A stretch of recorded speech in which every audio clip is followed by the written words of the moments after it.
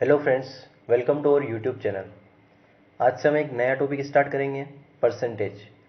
क्योंकि परसेंटेज और रेशियो दोनों बेस होते हैं अर्थमेटिक के। बेसिक से एडवांस लेवल तक लगभग 200 से 250 क्वेश्चन इस टॉपिक से हम करेंगे। जो लोग पहली बार इस टॉपिक को पढ़ेंगे ये उनके लिए बहुत ही बेनिफिशियल होगा, और जो लोग पहले पढ़ चुके हैं मैं उनको सवाल को जल्दी करने का आसान तरीका भी बताऊंगा। तो पहले हम सवाल को अच्छे से सीखेंगे, उसके बाद मैं आपको बताऊंगा कि इसको एग्ज़ाम में कैसे करना है। तो जैसे जैसे समय बीतता जाएगा हम अपनी स्पीड और लेवल दोनों ही बढ़ाएंगे। तो शुरुआत करते हैं। ये डेफिनेशन होती है परसेंटेज की। इसका मतलब होता है कि हर नंबर, हर संख्या अपने आप में 100% होती है। देखो, दो चीज़ें होती हैं, एक तो परसेंटेज वैल्यू और दूसरी होती है फ्रैक्शन वैल्यू। ये दोनों ही एक ही चीज़ें हैं, बस इनको लिखने का तरीका थोड़ा अलग अलग है। जैसे हम 100% लेते हैं, इस 100% की फ्रैक्शन वैल्यू होती है 1/1। इसमें ये होती है टोटल वैल्यू, तो नीचे जो बेस में होती है ये होती है टोटल वैल्यू, और ये ऊपर इसका भाग दिखाई देता है। जैसे कि एक एक का 100% है। ऐसे जब 50% लेते हैं, इसको फ्रैक्शन में बदलेंगे तो ये होगी टोटल वैल्यू, और ये एक एक दो का 50% है। जैसे कि ये 40% है। इसको फ्रैक्शन में बदलने के लिए हम इसको 100 से डिवाइड करेंगे, तो ये फ्रैक्शन वैल्यू आएगी 2/5। 40% का मतलब ही 2/5 होता है। और इस 2/5 का मतलब होता है कि टोटल वैल्यू है 5 और इसका 2, यानी कि 2/5 का 40% है। इसी तरीके से जब 2/5 को हम परसेंटेज में कन्वर्ट करेंगे तो इसको हम 100 से मल्टीपल करेंगे। ठीक है, जब इसको सिंप्लीफाई करेंगे तो ये बनेगा 40%। पूरे चैप्टर में हम यही करते हैं। अगर हमें परसेंटेज का साइन हटाना है तो हम 100 से भाग देंगे, और अगर परसेंटेज का साइन लगाना है तो हम 100 से इंटू करेंगे। तो इसका बेसिक इतना ही होता है कि हर संख्या अपने आप में 100% होती है, और 100% की वैल्यू होती है एक। हम एक लिखे चाहे 100% लिखे, उन दोनों का मतलब एक ही होता है। तो हमें सवालों से और अच्छे से समझ में आएगा, तो सीधे सवाल करते हैं हम। ये कुछ परसेंटेज और फ्रैक्शन वैल्यू है जो बार बार सवाल में काम आएगी। इन्हें हमें याद करना है, या फिर इतनी इतनी प्रैक्टिस करने हैं कि ये हमें याद हो जाए। देखो, इनको पढ़ने का तरीका ये होता है कि एक सेकंड, एक 100 का कितना परसेंट है, तो 1% है। ठीक है, और एक 50 का कितना परसेंट है, तो 2% है। ऐसे ही एक 25 का कितना परसेंट है, तो 4% है। ऐसे हम इसको देखें तो 20 का 5% कितना होता है, 1%। ठीक है, एक वैल्यू होगी उसकी। और एक 12 का कितना परसेंट होता है, 8.33%, या फिर 12 का 8.33% क्या होता है, एक। जैसे हम सवाल में करेंगे तो ये अच्छे से समझ में आएगा हमको कि क्या होता है क्या नहीं। तो पहला सवाल है कि 10 20 का कितने परसेंट है। ठीक है, यहाँ हम कंपैरिजन 20 से कर रहे हैं, यानी कि बेस वैल्यू आएगी 20। ठीक है, हम 10 निकाल रहे हैं किसका, 20 का, यानी कि टोटल वैल्यू क्या है, 20। यानी कि 10 20 का परसेंटेज लगाने के लिए 100 से इंटू करेंगे, कितना परसेंट है, तो ये आएगा 50%। ठीक है, देखो ये लिख कर हम जब बच्चे थे तब सवाल करते थे, अब हम बड़े हो गए हैं तो इतनी प्रोसेस हम मेंटली कर सकते हैं। ठीक है, 10 20 का कितना परसेंट है हमें क्लियरली दिख रहा है कि ये 1/2 बनेगा, और ये 50% है। 50% का मतलब होता है आधा। क्या 20 का आधा 10 नहीं होता है, होता है। तो इसको मेंटली करना है। अगला सवाल पिछले सवाल को रिवर्स करके पूछा है कि 20 10 का कितना परसेंट है। ठीक है, तो ये एक सेकंड, तो ये 20 10 का कितने परसेंट है, तो ये आएगा 200%। ठीक है, यहाँ बेस वैल्यू चेंज हो जाएगी क्योंकि हमने कंपैरिजन 10 से किया है। पेन चलाने की ज़रूरत नहीं है इन सवालों में, बस समझाने के लिए लिख रहा हूँ मैं। अगला सवाल है कि 50 40 से कितने परसेंट अधिक हैं। ठीक है, तो यूनिट में देखें तो 50 40 से 10 ज़्यादा है, ये आएगा 10, और बेस वैल्यू आएगी 40, क्योंकि कंपैरिजन हम 40 से कर रहे हैं, इसका 100, तो ये आएगा 25%।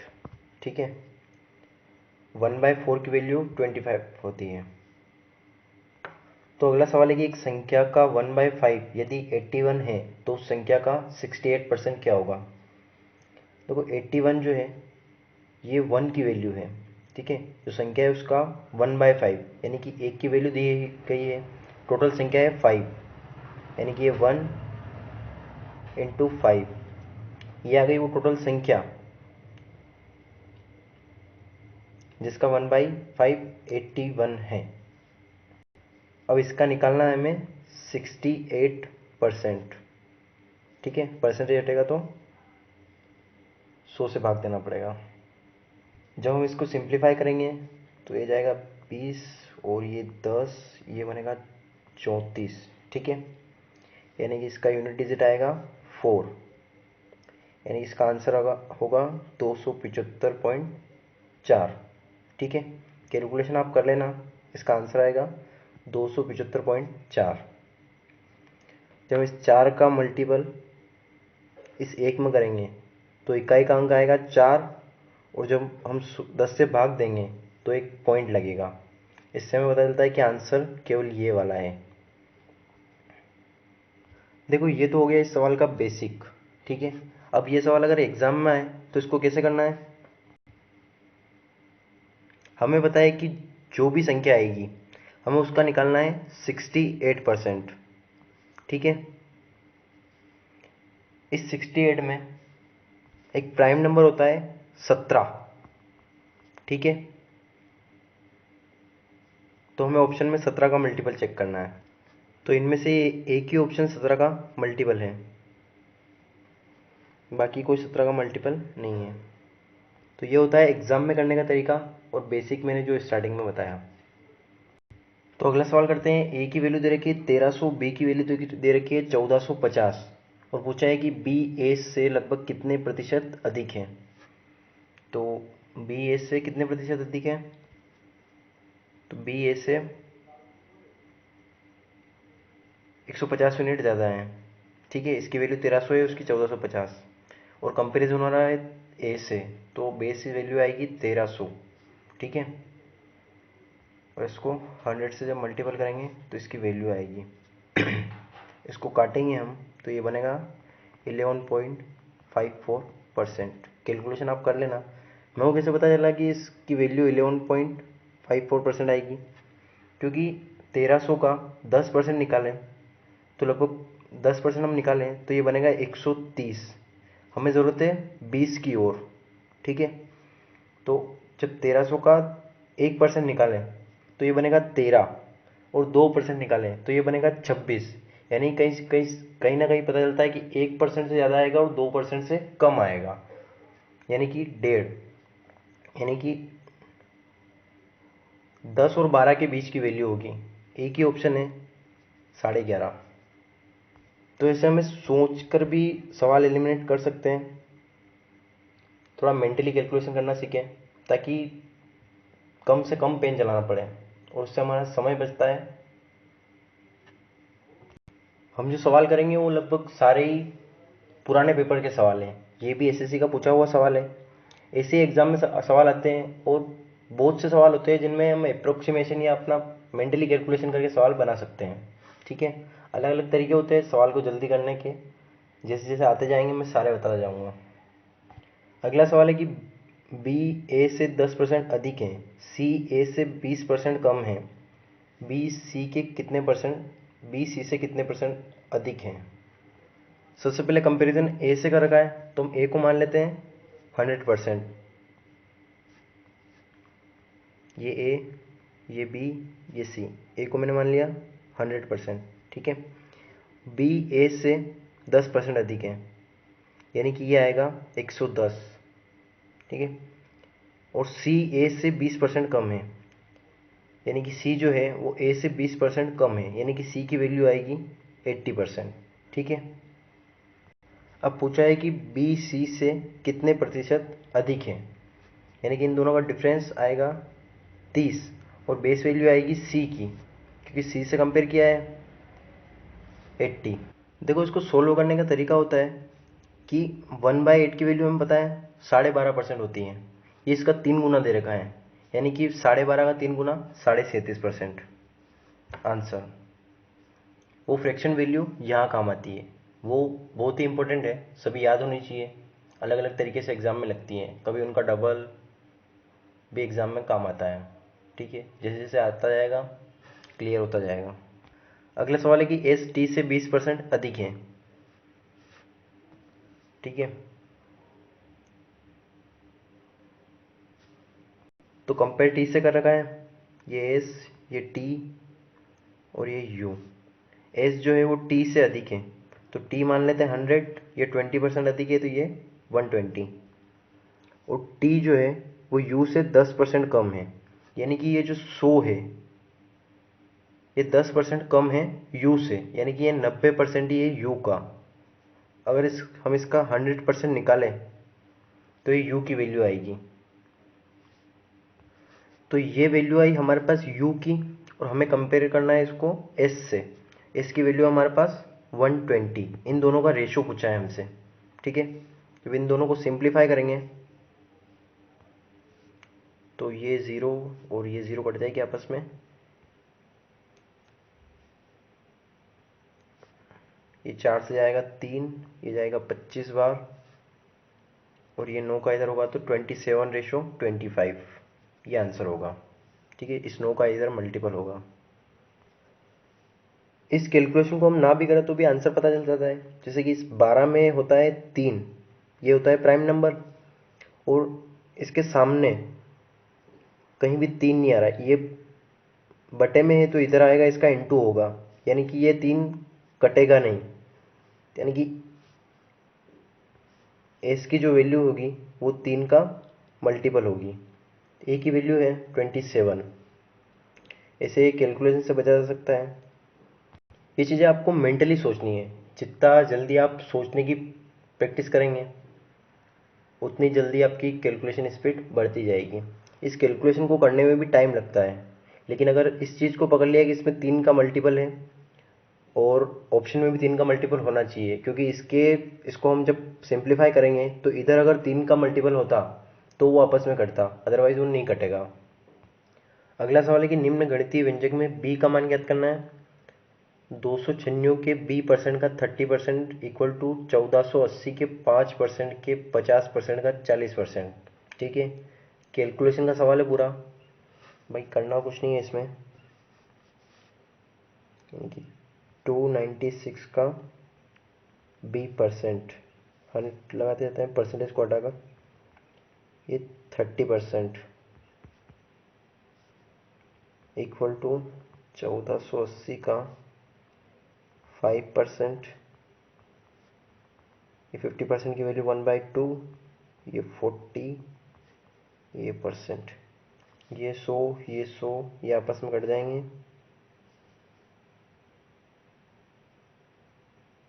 इसको ध्यान से देखिए तो ये इसका 5 गुना है, ठीक है।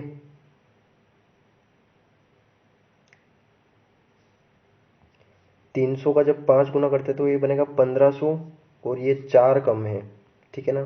तो 4 का जब 5 में करेंगे तो 20 कम आएगा, यानी कि 1500 से 20 कम 1480, यानी कि ये इससे 5 बार कट जाएगा।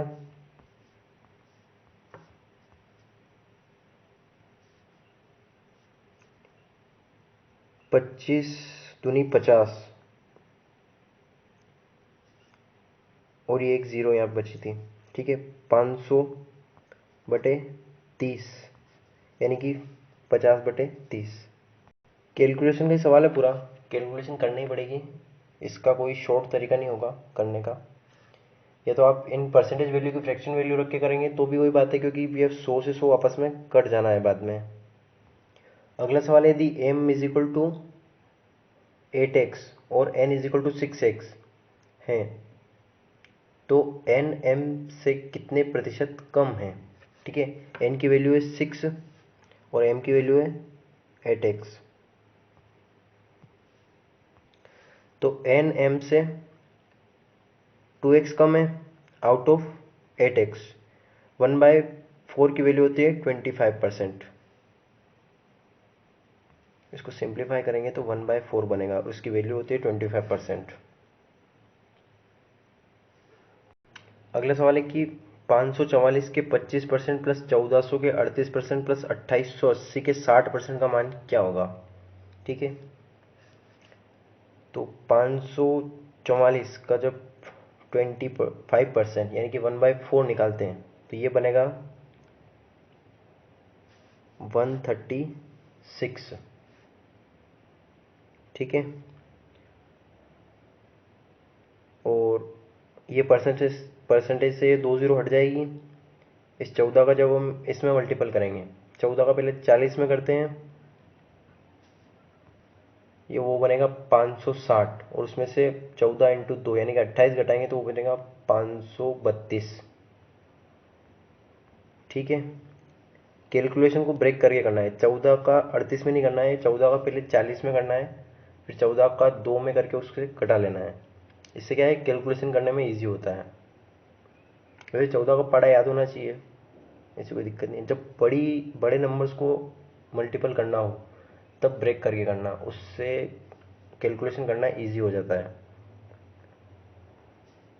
प्लस परसेंटेज से ये ज़ीरो और ये ज़ीरो, ये दोनों ज़ीरो हट जाएगी। इस 6 का जब इसमें मल्टीपल करेंगे, इंटू करेंगे तो ये बनेगा 8271। ठीक है, जब इनको जोड़ेंगे, इन तीनों को जोड़ेंगे तो आंसर आएगा 2396। मुझे कैसे पता चला, तो पूरी संख्या को जोड़ना ज़रूरी नहीं है, अगर हम इकाई का अंक भी जोड़ें तो भी हम आंसर देख सकते हैं, क्योंकि यूनिट डिजिट सबका अलग अलग है, इकाई का अंक सबका अलग अलग है। 8 में 2 जोड़ेंगे 10, 10 में 6 जोड़ेंगे 16, यानी कि इकाई का अंक आएगा 6। ऐसे ही जब ये सवाल जब एग्जाम में आएगा तो हमें क्या करना है, पहले इस 544 का 25% निकाल लेना है 136, फिर यहाँ से इन दोनों का यूनिट डिजिट देखना है, ये परसेंटेज से ज़ीरो दोनों ज़ीरो हट जाएगी और 4 और 8 का यूनिट डिजिट आएगा, 4 और 8 32, तो इसका यूनिट डिजिट आएगा 2। इन दोनों का देखना है, परसेंटेज से ये दोनों जीरो हट जाएगी और 8 चंग 48, यानी कि इसका यूनिट डिजिट आएगा 8। 8 प्लस 2 10, यानी कि 0, 0 में 6 जोड़ेंगे तो यूनिट डिजिट आएगा 6। ये भी नहीं करना है, सीधा इतना सा करना है और सवाल ख़त्म। ये हो गया एग्ज़ाम में करने का तरीका, ये हो गया जब सीखने का तरीका। ठीक है, एक बार हमें ये समझ में आ गया तो इसको बार बार नहीं करना है, सीधे ये चीज़ फॉलो करनी है। शुरू से अगर ये आदत डालेंगे तो धीरे धीरे हैबिट में आ जाएगा ये। अगला सवाल है कि ए बी से 25% अधिक है और बी सी से 40% कम है। यदि सी डी से 20% अधिक है तो ए डी से कितने परसेंट कम है।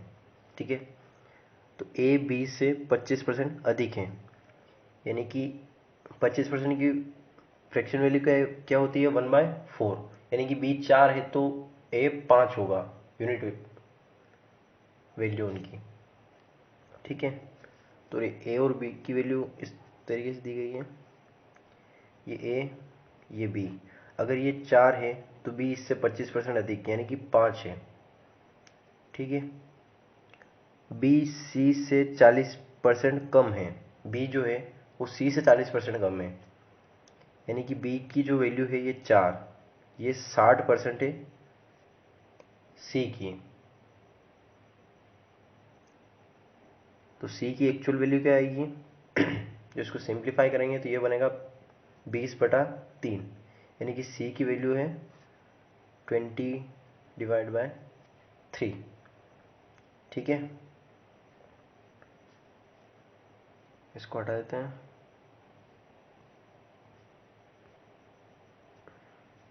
अब डी जो है वो डी से 20% अधिक है, यानी कि ये जो 20/3 है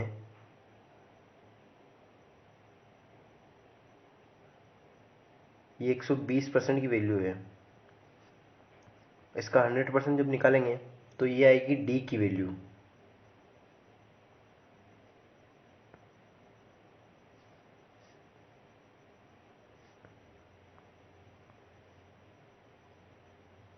यानी कि 50/9।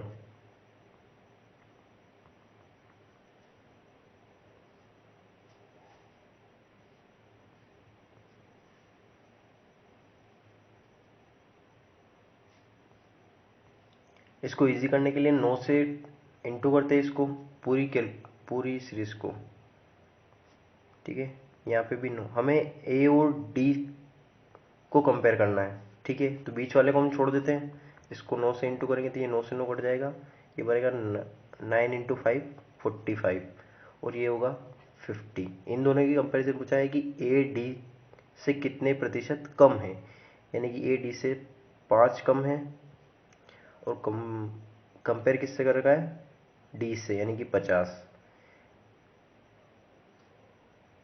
अब इसका 100 निकालेंगे तो ये बनेगा 10%।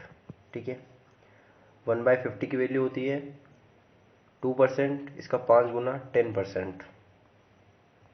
देखो समझाने में वक्त लगा है, लेकिन अगर आप कैलकुलेशन जल्दी फास्ट करते हैं तो इतना टाइम नहीं लगेगा तो जितना इसको एक्सप्लेन करने में टाइम लगा है।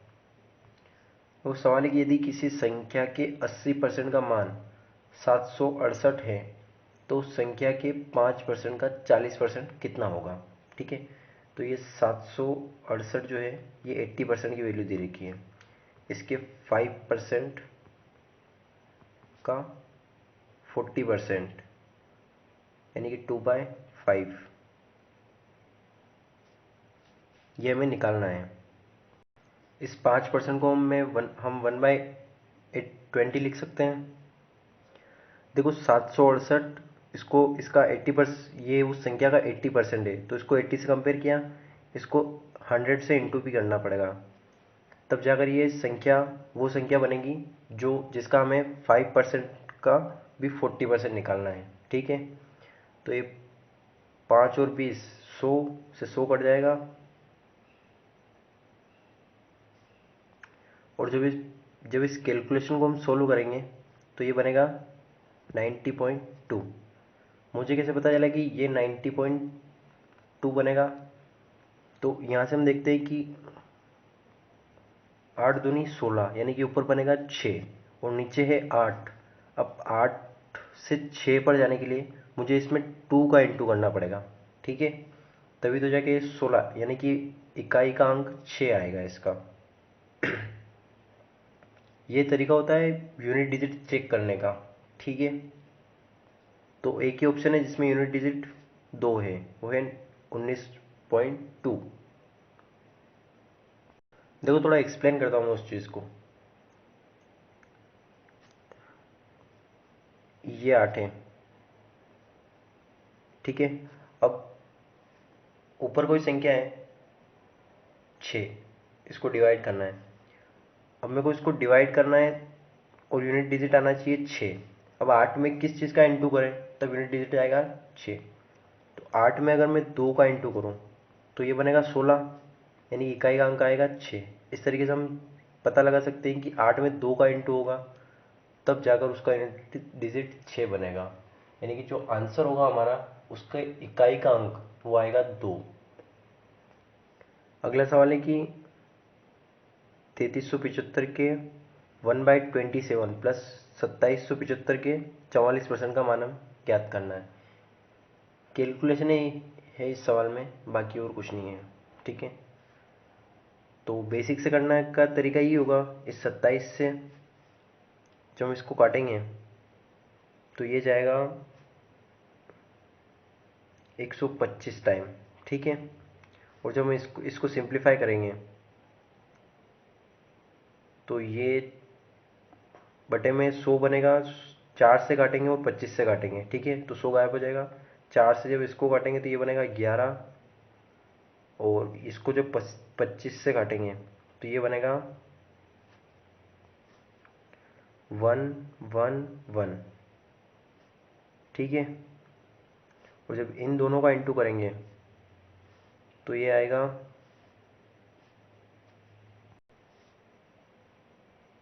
1221, ठीक है। और इन दोनों को ऐड करने पे आएगा 1346। ये तो हो गया इसका बेसिक। अब इसको एग्जाम में कैसे करना है वो देख लो। देखो इस सवाल में पूरी कैलकुलेशन करने की जरूरत नहीं है। हमें बताया कि ये 3375, इसको नीचे लिख रहा हूँ मैं, 27 प्लस 2775 का 44% हमें निकालना है, ठीक है। तो इसमें 25 है और इसमें है 4, ठीक है, तो ये 100 पूरा कट जाएगा और यहाँ पे बनेगा 111 और यहाँ पे बनेगा 1 और 1। इससे जब इसको काटेंगे 7 से हमें जाना है 5 पर, ठीक है, तो बनेगा 7 तो 5 35, यानी कि इकाई का अंक क्या आएगा आंसर का, जब इसको काटेंगे तो आंसर का इकाई का अंक आएगा 5, और जब एक का इस एक में मल्टीपल करेंगे तो यहाँ पे बनेगा इकाई का अंक 1, ठीक है। 5 और 1 6, और चारों ऑप्शन में हमें इकाई का अंक अलग अलग दे रखा है। सवाल को देखना, अगर उसमें कैलकुलेशन ज़्यादा है तो उसके ऑप्शन को देखना, अगर यूनिट डिजिट अलग अलग है तो कहीं ना कहीं ऑप्शन में यूनिट डिजिट का कॉन्सेप्ट काम करेगा। अगर यूनिट डिजिट अलग अलग नहीं है तो फिर प्राइम नंबर का कॉन्सेप्ट काम करेगा।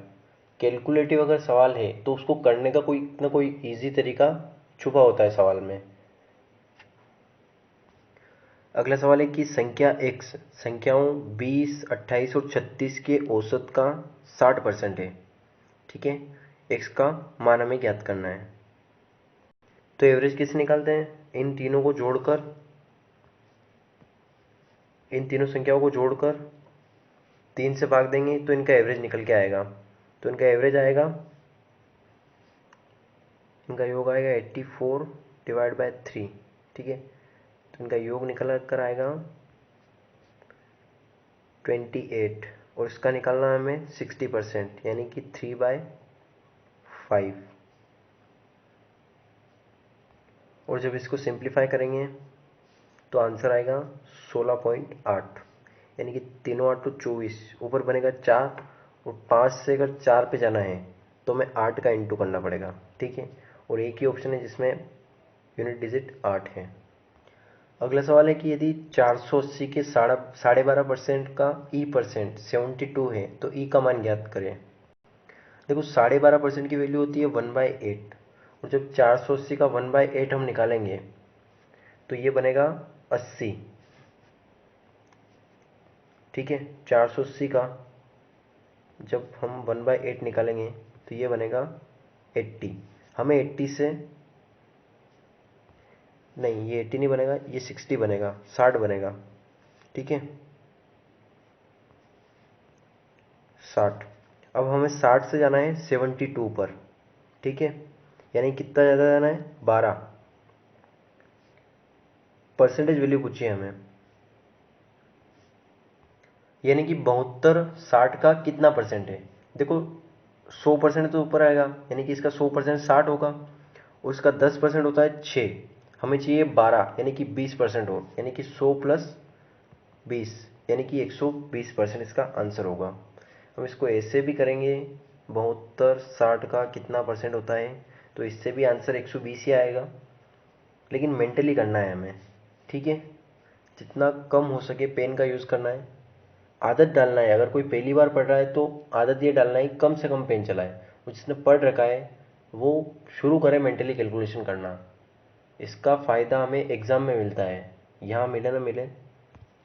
अगला सवाल है कि यदि ए का 30% इक्वल टू बी है तो 50% हो, नहीं, बी 50 का 20% निम्न में से किसके बराबर होगा। देखो हम 50 का 20% निकालें या 50 का 20% निकालें या b का 50% निकालें, बात एक ही होती है। x का हम y% निकालें या y का हम x% निकालें, दोनों एक ही चीज़ है, कोई फ़र्क नहीं है दोनों में। ठीक है, तो a का 30%, a को मान लेते हैं 100। ठीक है, इसका 30% आएगा 30, जो कि b है, यानी कि b की वैल्यू क्या आई 30, और b का हमें 50% निकालना है।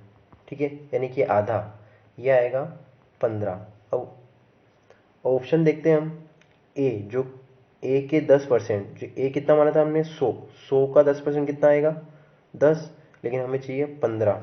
अब a का 15% यानी कि 100 का 15% 15 आएगा, और हमारे पास भी वैल्यू 15 ही है, यानी कि ये सेटिस्फाइड कर रहा है। सवाल कोई बड़ा नहीं है, मेंटली किया जा सकता है।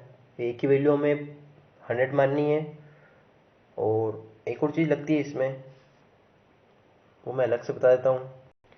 देखो, होता है ऐसा है कि y का हम x% निकालें या x का हम y% निकालें, दोनों बातें एक ही होती हैं, बस उसको ईजी करने के लिए हम आगे पीछे कर देते हैं।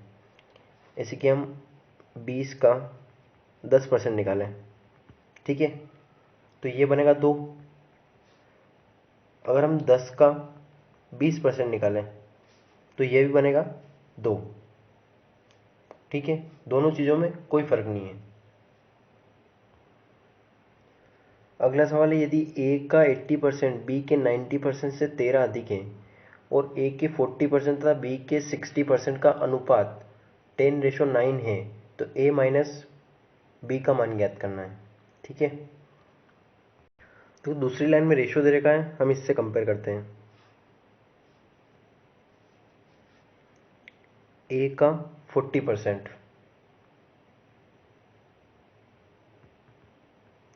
अपॉन b का 60%, इसका रेशियो दे रखा है 10:9। ठीक है, ये परसेंटेज से ये कट जाएगा, ये 2/3, ये 3 होगा, और ये 5 यानी कि ए की वैल्यू 5 और बी की वैल्यू आई 3। कैलकुलेशन हम मेंटली भी कर सकते हैं, ऐसा कोई ज़रूरी नहीं है कि इससे काटा पीटा जाए, समझाने के लिए था ये। यानी कि अगर ए की फ्रैक्शन वैल्यू 5 है और बी की फ्रैक्शन वैल्यू 3 है, ये एक्चुअल वैल्यू नहीं है, फ्रैक्शन वैल्यू है।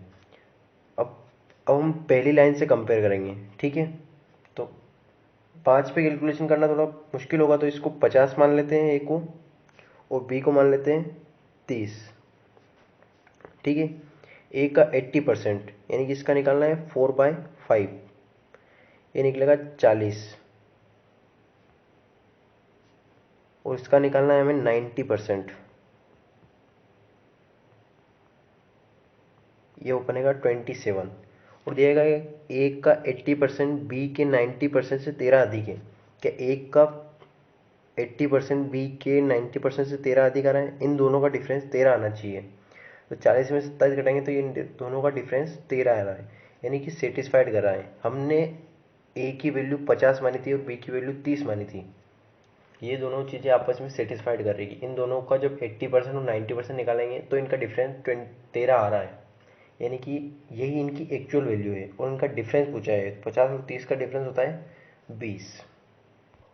ये इतना सा सोल्यूशन आपका एग्ज़ाम का सोल्यूशन होगा। ठीक है, ये चीज़ आपको करनी पड़ेगी, और ये चीज़ जो है ये आप मेंटली सोच सकते हो। ठीक है, वो समझाने के लिए था, आपको जब एग्ज़ाम में करेंगे आप तब इतना सा करेंगे। ठीक है, तो अगला सवाल है कि a/b 12:17 दे रखा है। ए सी से 20% अधिक है, यदि बी डी से 15% कम है तो सी डी से कितने प्रतिशत अधिक है। ठीक है, ए से बी का रेशो दे रखा है 12:17, ए सी से 20% अधिक है, सी ए 20% अधिक है, यानी कि सी की वैल्यू आएगी 10। ये 120 की वैल्यू है, जब 100 की वैल्यू निकालेंगे तो आएगी 10। ठीक है, आगे दे रखा है कि बी डी से 15% कम है। ये बी की वैल्यू है 17, ये 15% कम, यानी कि 85 की वैल्यू है। इसका 100 की वैल्यू निकालेंगे हम, तो ये जाएगा 5, यानी कि डी की एक्चुअल वैल्यू आएगी रेशनल वैल्यू 20। और पूछा है हमसे कि सी डी से कितने प्रतिशत है, सी डी का कितने प्रतिशत है। सी जो है वो डी का 50% है। ठीक है, सवाल खत्म। अगला सवाल करते हैं। एक संख्या में पहले 25% की वृद्धि की जाती है और फिर 10% की कमी की जाती है। यदि परिणामी संख्या 72 है तो मूल संख्या ज्ञात करें। देखो, एक संख्या थी, एक संख्या को पहले 25% की वृद्धि की जाती है। 25% की फ्रैक्शन वैल्यू क्या होती है, 1/4। यानी कोई संख्या अगर 4 थी तो उसको 1 बढ़ाया गया, यानी किया कितना गया, 5।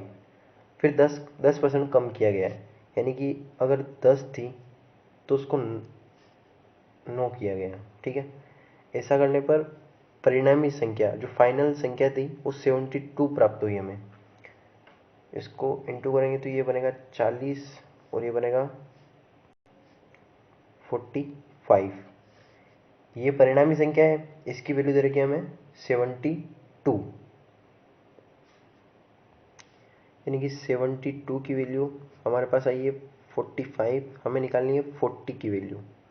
ठीक है, तो ये जाएगा 9 से, ये आएगा 64।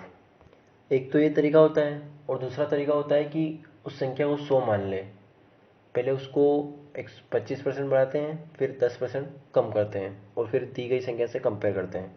लेकिन ये फ्रैक्शन वैल्यू थोड़ी इजी होती है, इसमें कैलकुलेशन थोड़ी इजी हो जाती है, इसलिए इस तरीके से सवाल करना है अगर डाटा डिफिकल्ट है तो। अगला सवाल है, यदि एक संख्या का 60% दूसरी संख्या के 3/4 के बराबर है तो पहली संख्या और दूसरी संख्या का अनुपात। मान लेते हैं पहली संख्या x है, इसका 60% यानी कि 3/5।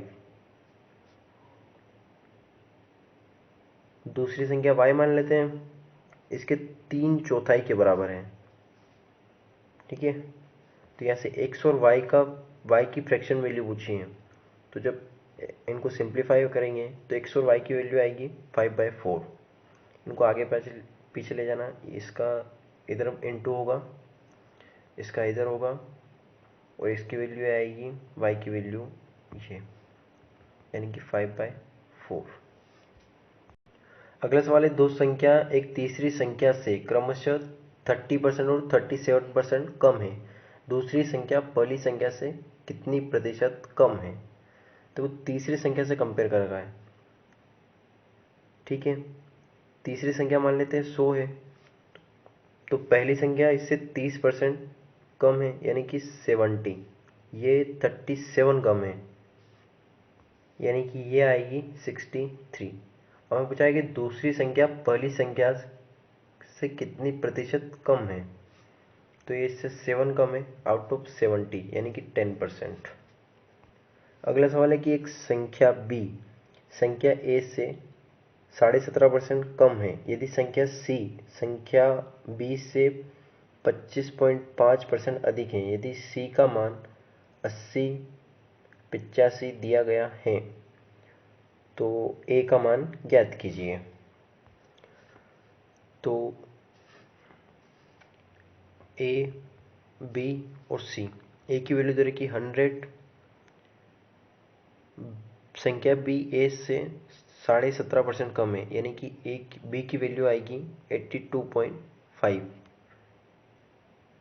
और c का रिलेशन दे रखा है, जबकि c संख्या b से 22.5% अधिक है, यानी कि 82.5 का 122.5% c की वैल्यू है।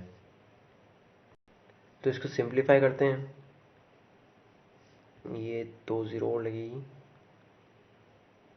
ये 25 से कटेगा 4 49 बार। ठीक है, ये भी 25 से ही कटेगा, 25 4 बार। ठीक है, 25 तिया 75 और 25 तिया 75, यानी कि ये c की वैल्यू जो आएगी वो आएगी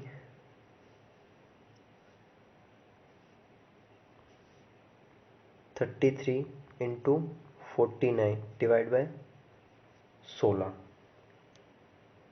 ठीक है, अब इस सी की वैल्यू हमें क्वेश्चन में दे रखी है 8085। 33 इंटू 49 और ये 16 ऊपर इंटू हो जाएगा। तो ए का मान निकालना है हमें। ए की वैल्यू क्या है 100। ठीक है, देखो भाई यहाँ से कैलकुलेशन करना बहुत ही मुश्किल है, क्योंकि ये सारे नंबर्स जो हैं इनको काटने में काफ़ी समय लगेगा। तो हम यहाँ से ज़ीरो की नंबर देखते हैं। ठीक है, 2 ज़ीरो तो ऑलरेडी हैं। यहाँ से ज़ीरो काटने के लिए नीचे 5 और 2 दोनों होना चाहिए, उनमें से एक भी नहीं है, यानी कि ज़ीरो एज इट इज़ रहेगी। 2 ज़ीरो तो ये हैं, इसमें 2 है और इसमें एक 5 है। ठीक है ना, यानी कि 3 ज़ीरो तो मिनिमम आएगी ऑप्शन में, और यहाँ पे 3 ज़ीरो वाला एक ही ऑप्शन है। तो इसे हम ऑप्शन एलिमिनेट कर सकते हैं, और आप चाहो तो इस कैलकुलेशन को भी कर सकते हैं, जैसे आपकी इच्छा। हमें आंसर लाने से मतलब है, प्रोसेस से हमें कोई लेना देना नहीं है। प्रोसेस सिर्फ समझने के लिए है। एग्ज़ाम में हमें जैसे हो आंसर लाना है, जल्दी से जल्दी। अगला सवाल करते हैं। एक संख्या में 10% की वृद्धि की जाती है और फिर बढ़ी हुई संख्या में 20% की कमी की जाती है। शुद्ध वृद्धि या कमी ज्ञात करनी है। ठीक है, तो इसको हम फ्रैक्शन वैल्यू से करेंगे। तो पहले 10% की वृद्धि की जाए। 10% की फ्रैक्शन वैल्यू होती है 1/10, यानी कि अगर कोई संख्या 10 थी तो वो 10 से हो गई 11। फिर 20% की कमी। 20% की फ्रैक्शन वैल्यू होती है 1/5, यानी कोई संख्या 5 थी तो उसमें एक की कमी, यानी कि वो संख्या हो गई 4। इसका मल्टीपल हम करेंगे, इंटू करेंगे, तो ये बनेगा 44, यानी कि एक्चुअल में 6 की कमी हुई। कितने पे 50 पे 100 कितना, तो ये बनेगा 12% डिक्रीज। ठीक है, ये सवाल को करने का फ्रैक्शन से करने का तरीका है एक। ठीक है, जब हम इन दोनों का इंटू करते हैं तब ये इनिशियल वैल्यू आती है और ये आती है फाइनल वैल्यू। इन दोनों का कंपैरिजन करके हम जो पूछा है वो निकाल सकते हैं। अगला सवाल है कि यदि चावल की कीमत में 20% की वृद्धि होती है तो एक व्यक्ति को चावल की खपत में कितने % की कमी करनी चाहिए ताकि उसके खर्च पहले जितना ही रहे। डेसिमल के एक स्थान तक वो सही होना चाहिए। ठीक है, तो माना वो 100% खर्च करता था,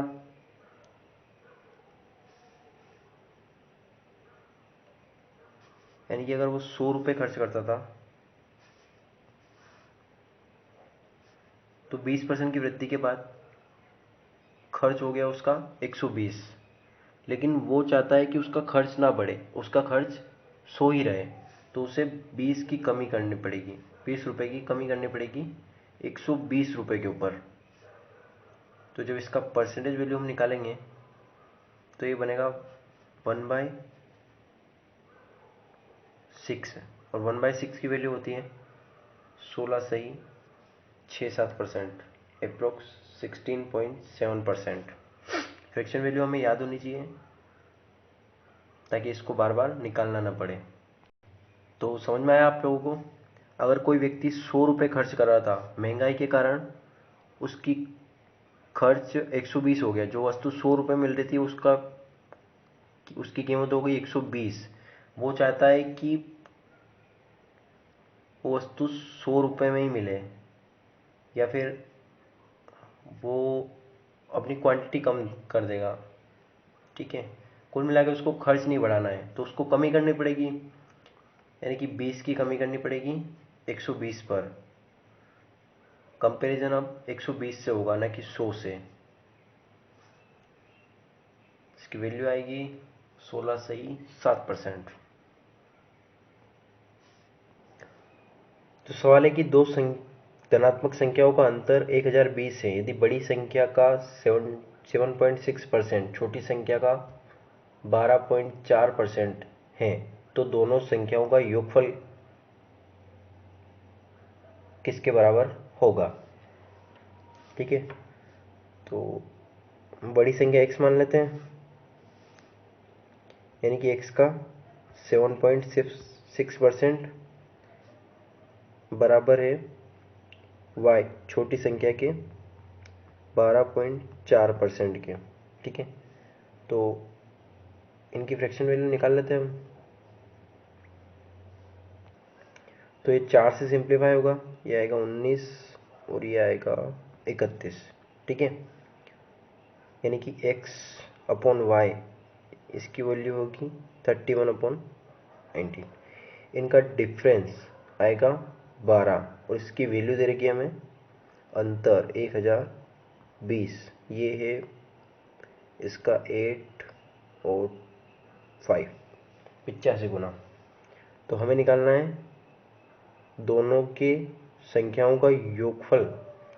इनका योग कितना आएगा 50 और संख्या कितनी गुना है 85 गुना। ठीक है, तो इसका 100 में करेंगे तो ये आएगा 8500, उसका आधा यानी कि 4250। ये एक ऑप्शन है 4250। सवाल खत्म। देखो ये सवाल पूरा प्राइम नंबर से भरा हुआ है, लेकिन पूछा कुछ ऐसा है जिसमें प्राइम नंबर काम नहीं करेगा। 50 के बहुत सारे मल्टीपल है इस क्वेश्चन में, तो वो हम चेक नहीं कर सकते। अगर x या y इन दोनों में से किसी एक की वैल्यू पूछी होती तो हम यहाँ से प्राइम नंबर चेक कर लेते हैं। अगला सवाल है, दो संख्याओं का योग 520 है। यदि बड़ी संख्या में 4% की कमी हुई और छोटी संख्या में 12% की वृद्धि हुई तो प्राप्त संख्याएं बराबर हैं। छोटी संख्या बतानी है। देखो यहाँ x प्लस वाई दे रखा है 520 और बड़ी संख्या यानी कि x मान लेते हैं, उसका 4% की कमी यानी 96% बराबर है y में 12% की वृद्धि यानी कि 112% के। यहाँ से x और y की वैल्यू निकल के आएगी 7 और 6। 12 से सिंप्लीफाई हो जाएगा, ये परसेंटेज से परसेंटेज हटेगा। इसकी वैल्यू आएगी 6 और इसकी वैल्यू आएगी 7। x की वैल्यू ये होगी और y की वैल्यू होगी ये, और इन दोनों का योग 13 आएगा। हमें सवाल में दे रखा है 520 यानी कि 40 गुना दे रखा है, और हमसे पूछा है छोटी संख्या। छोटी संख्या है 6 चौक 24 यानी कि 240। अगला सवाल है कि एक पानी के पाइप को के दो टुकड़ों में काट दिया जाता है। लंबा टुकड़ा पाइप की लंबाई का 64% है। छोटे टुकड़े की तुलना में कितने प्रतिशत लंबा टुकड़ा है। ठीक है, पाइप माना 100 मीटर का है, ये टोटल पाइप की लेंथ है, और लंबा टुकड़ा जो है 64% यानी 64 मीटर का ये होगा। तो बचा हुआ क्या होगा 36 मीटर का ये होगा छोटा टुकड़ा। अब पूछा है कि छोटे टुकड़े की तुलना में कितने प्रतिशत लंबा टुकड़ा है, यानी कि लंबा टुकड़ा कितना ज़्यादा है लंबा है। इनका डिफरेंस आएगा 28 का, और कंपैरिजन कर रहे हैं हम छोटे टुकड़े से, तो ये बनेगा 7/9। देखो 1/9 की वैल्यू होती है 11.11%, तो 7/9 की वैल्यू होगी 77.77%, यानी कि इसका 7 गुना होगा।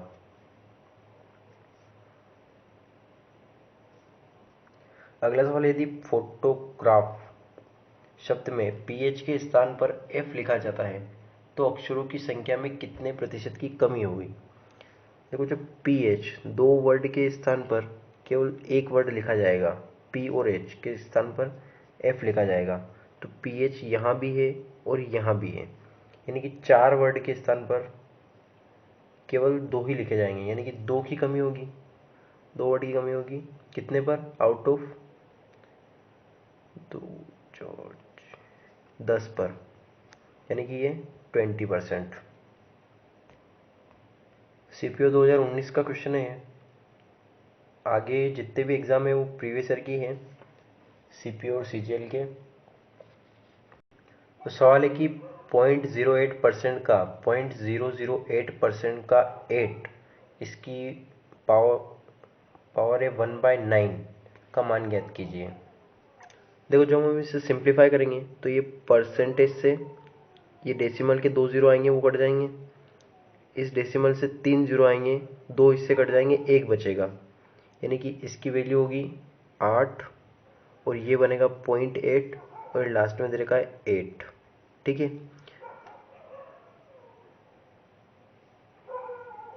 और इनका ले रखा है 1/9, ये 2 की पावर 3 है।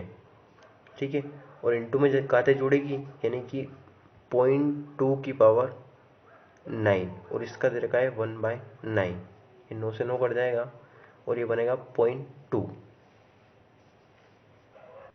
तो अगला सवाल है कि x माइनस वाई का 60%, x प्लस वाई का 45% और y is equal to x का k% है, तो k का 21% कितना होगा? x माइनस वाई का 60% equal to x plus y का 45%। ठीक है, तो यहाँ से x माइनस वाई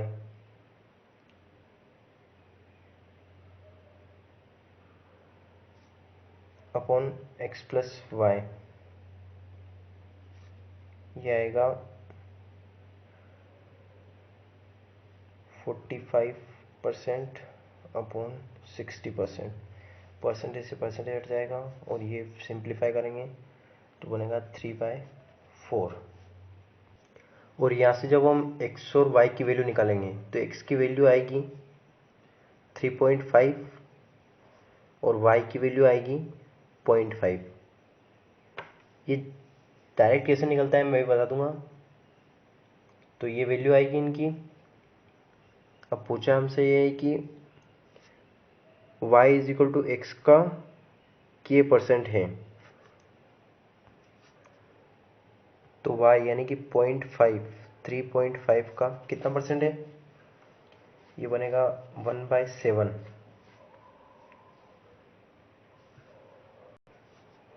यानी कि 1/7 इंटू 100, और इसका हमें निकालना है 21%। ठीक है, तो ये 100 से 100 कट जाएगा और ये आंसर आएगा 3। देखो, इस सवाल में एक अच्छी चीज़ यूज हुई है, मैं बताता हूँ आपको कि अगर हमें x प्लस वाई की वैल्यू दी गई है और x माइनस वाई की वैल्यू दी गई है। ठीक है, पिछले सवाल के जैसे कि ये 4 दी गई है, ये 3 दी गई है, तो ये x माइनस वाई जो होता है ये डिफरेंस होता है, इन दोनों संख्याओं के बीच का डिफरेंस। अगर इस डिफरेंस को हम हटा दें तो दोनों संख्या आपस में बराबर हो जाती है। यानी कि अगर इस 4 में से इन दोनों के एडिशन में से अगर 3 में हटा लूँ, इन दोनों का डिफरेंस हटा लूँ, तो ये बचता है 1। यानी कि 1 जो है ये अब इन दोनों संख्याओं में आधा आधा बटेगा, यानी कि इस 1 का x को भी 0.5 मिलेगा और y को भी 0.5 मिलेगा।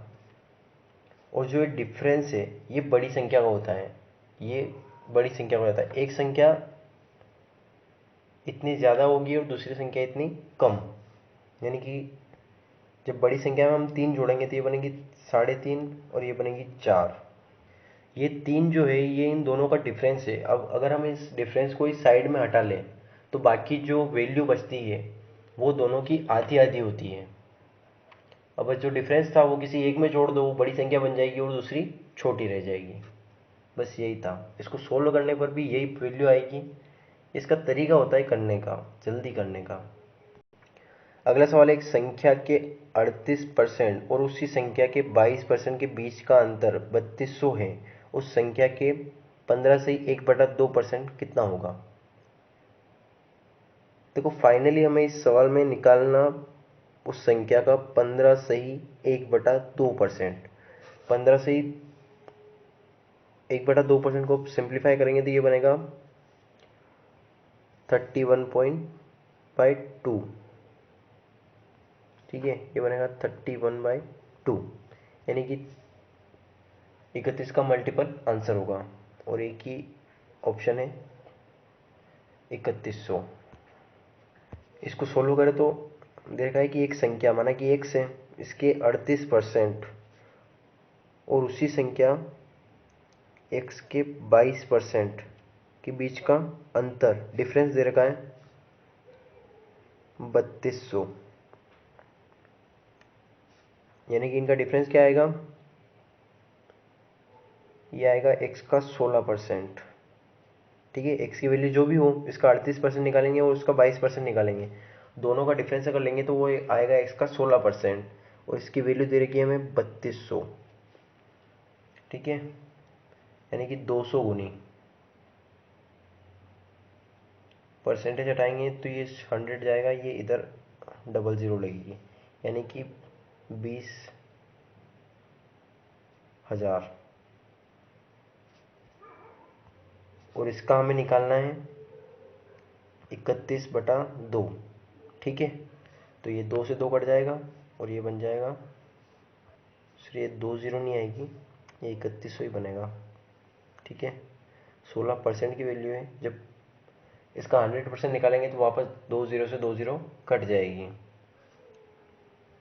एग्जाम में करने का तरीका ये होगा, हमें पता है कि एंड में हमको 15 से 1/15% निकालना है, तो इसको सिंप्लीफाई करेंगे तो ये बनेगा 31/2। हमें 31 एक प्राइम नंबर है, तो हमें इसका मल्टीपल चेक करना है, एक ही मल्टीपल है इसका ऑप्शन में, इसके अलावा नहीं। हमें ये रामायण एग्जाम में नहीं करनी है, सीधे प्राइम नंबर चेक करना है, ऑप्शन टिक करना है, आगे बढ़ना है।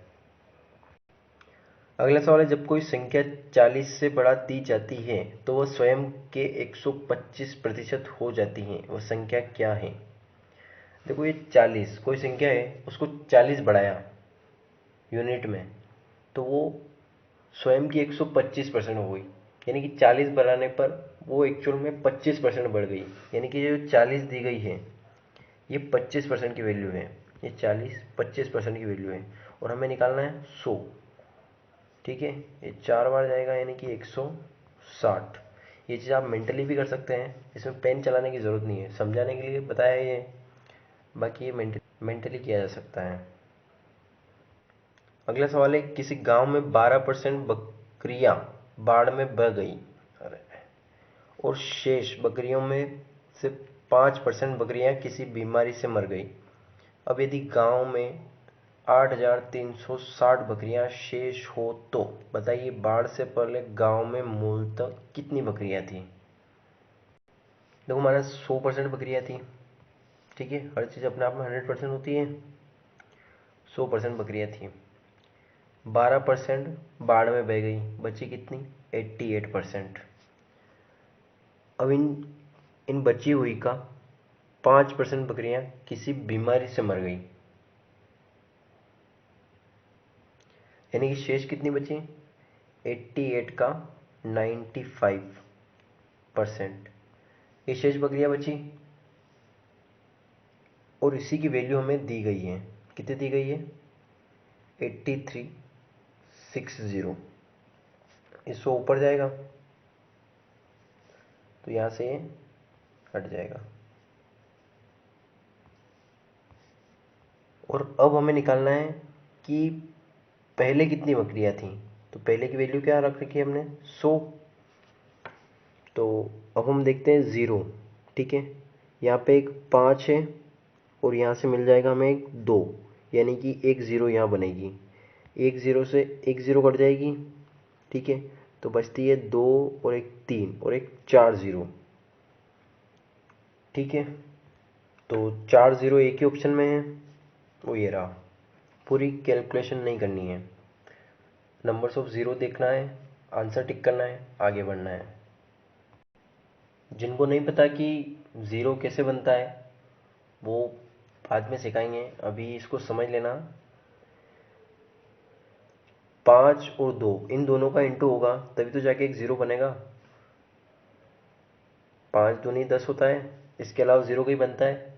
कहीं नहीं बनता है, इसीलिए इसको चेक करते हैं ज़ीरो बनाने के लिए। नहीं समझ में आए तो लोड नहीं लेना, बाद में सब क्लियर हो जाएगा। अगला सवाल है, किसी सेना के 10% जवान युद्ध में शहीद हुए, शेष 10% जवान रोगग्रस्त होकर मर गए और शेष में से 10% आश्वस्त घोषित किए गए। यानी कि इस प्रकार सेना में सक्रिय जवानों की संख्या 729,000 रह गई। बताइए मूल रूप से सेना में कितने जवान थे? देखो फ्रैक्शन से करते हैं सवाल। 10% शहीद हो गए, यानी कि 10 थे तो उनमें से 9 रह गए, 10% रोगग्रस्त हो गए और 10% बीमार घोषित किए गए। ठीक है, अस्वस्थ घोषित किए गए। ये होगी इनिशियल वैल्यू जो आएगी 1000, और ये आएगी फाइनल वैल्यू। 9 का क्यों होता है 729, और इसी की वैल्यू हमें दी गई है 29,000। तो ये बनेगा 1000 गुना जो वैल्यू हमें क्वेश्चन में दी गई है, जो हमारे आई है उसमें 1000 का डिफरेंस है, 1000 गुना का डिफरेंस है। ठीक है, तो हमारा जो एक्चुअल आंसर होगा वो भी होगा 1000 गुना, यानी कि 3 और 3 6 0, एक ही ऑप्शन में है वो। अब जब ये सवाल एग्जाम में आए तो इतना मेंटली कर सकते हैं। हमें पता है कि ये 10 9 10 9 10 9 का रेशो बनेगा और ये 9 का क्यूब बनेगा 729, और इसी की वैल्यू हमें दी गई है। तो ये सारी चीज़ें मेंटली की जा सकती है, कोई बड़ी बात नहीं है। जब हम बहुत सारी प्रैक्टिस करते हैं तो ऑटोमेटिक ये चीज़ मेंटली हो जाती है। हरीलाल ने मशीनरी में 40%, भवन में 25%, कच्चे माल में 15% और फर्नीचर में 5% खर्च किया।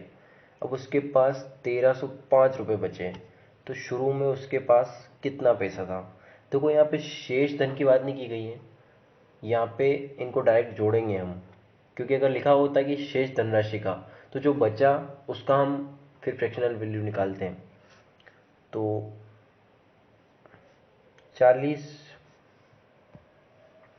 40 25 15 और 5, इनको हम जोड़ेंगे तो ये बनेगा 85।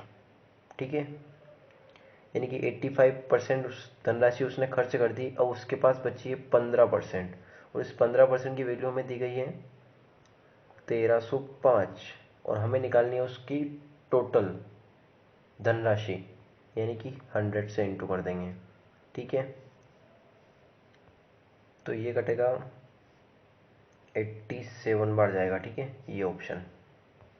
अगला सवाल करते हैं, एक व्यक्ति अपनी संपत्ति का 30% भाग एक धर्मदाय संस्था को दान करता है।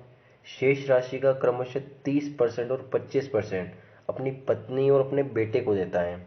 बाकी धनराशि वो अपनी 3 बेटियों के बीच समान रूप से विभाजित करता है। उसकी बेटियों में से एक को 42 लाख रुपए मिले, तो उस आदमी की कुल संपत्ति क्या थी लाख में? तो माना कि संपत्ति 100% है। ठीक है, इसका 30% उसने दान कर दी तो बचा 70%। अब इस 70% का 30% उसने अपनी पत्नी को दिया, यानी कि 21%। इस 70% का 25% उसने अपने बेटे को दिया। इसका 25% क्या आएगा 1/4, यानी कि 17.5% ये उसके बेटे को दिया। इन दोनों को अगर जोड़ें तो ये बनेगा 38.5, यानी कि 70 में से 38.5 इसने अपने पत्नी और बेटे के ऊपर खर्च किया या फिर उनको दे दिया। तो बचता कितना है? 70 में से 38.5 हम अगर घटाएं तो ये बचता है फिर 31.5 ये दिया उसने अपनी 3 बेटियों को। तो एक बेटी के पास कितना गया 10.5%, और इसकी वैल्यू हमें दी गई है 42 लाख रुपए। ठीक है, तो ये है इसका 4 गुना, यानी कि जो हमारी संपत्ति थी वो भी 100 नहीं होगी, 4 गुना होगी, यानी कि 400। और ये सारी चीज़ें लाख में चल रही हैं। ठीक है, हर सवाल को शॉर्ट तरीके से नहीं किया जा सकता है कि सवाल में कैलकुलेशन है तो उसको करना ही पड़ेगा कैलकुलेशन से। ए अपनी आय की 12% राशि बचत करती हैं। यदि वह 2,16,128 रुपये खर्च करती हैं तो उसकी कुल आय क्या है।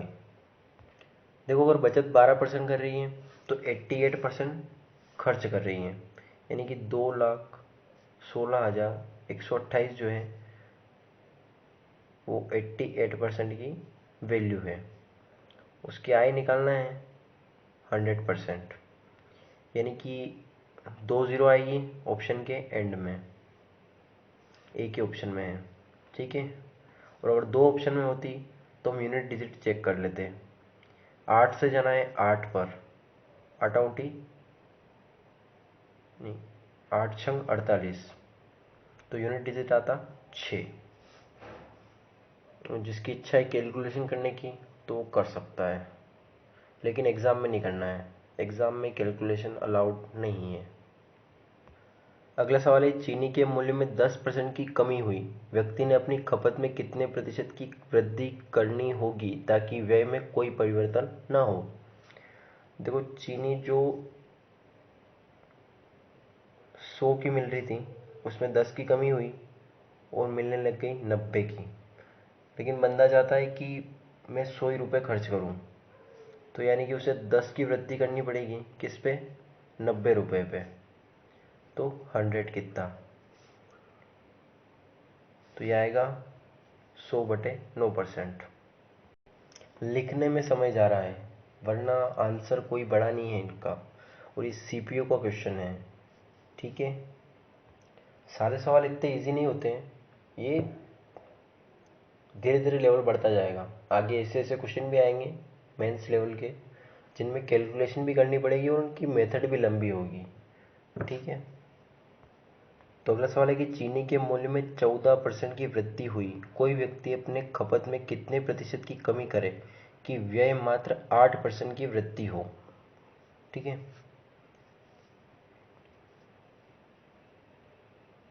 तो मान लो 100 रुपये खर्च करता था, वृद्धि हुई 114 हो गए खर्च की वैल्यू, लेकिन वो चाहता है कि वो 108 ही खर्च करे, अपना खर्च केवल 8% ही बढ़ाए।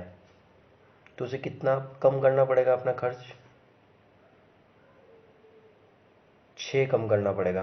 किस पर, बड़ी हुई वैल्यू पर, 114 पर। 100 कितना, सिंप्लीफाई करेंगे इसको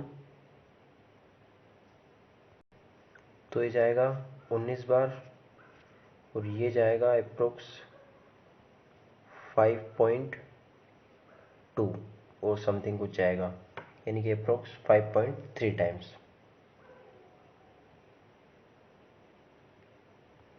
तो भाइयों, आज के लिए इतने सवाल काफ़ी हैं, बाकी के सवाल हम अगली वीडियो में करेंगे। देखो, अभी तक हमने जो सवाल किए ये बेसिक है परसेंटेज का, इनमें कोई कंसेप्ट अलग से नहीं लगता है। ठीक है, डाटा दिया गया है, उसका ऊपर नीचे परसेंटेज निकाल के हमको आंसर निकालने हैं। परसेंटेज में बहुत अच्छे अच्छे कंसेप्ट भी होते हैं, डेविएशन वगैरह, वो आगे आएंगे, उनको करने में आपको मज़ा आएगा। इन परसेंटेज और फ्रैक्शन वैल्यू को याद कर लेना अच्छे से। आज के लिए इतने ही सवाल काफ़ी हैं। बाय।